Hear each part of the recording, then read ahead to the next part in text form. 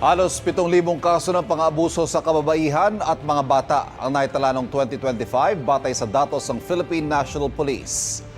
Yan at isyu ng korupsyon ng mga ipinrotesta ng ilang grupo kasabay ng araw ng mga puso nitong Sabado.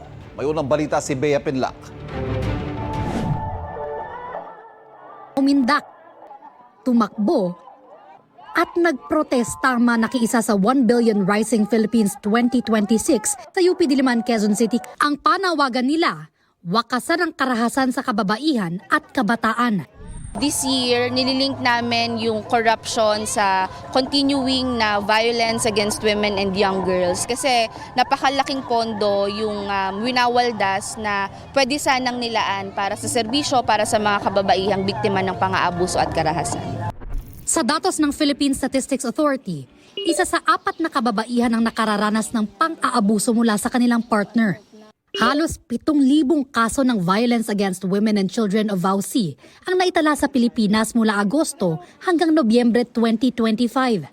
Tip of the iceberg pa lang yan kasi 8 out of 10 ang hindi nagre-report dahil dun sa kultura pa rin ng victim shaming, victim blaming at yung impunity ba na kumbaga kapag nagsumbong, nagkaso, halos walang nananagot.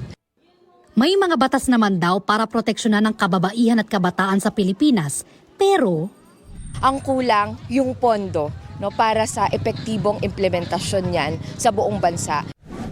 ito ang unang balita, Bea Pinlac para sa GMA Integrated News.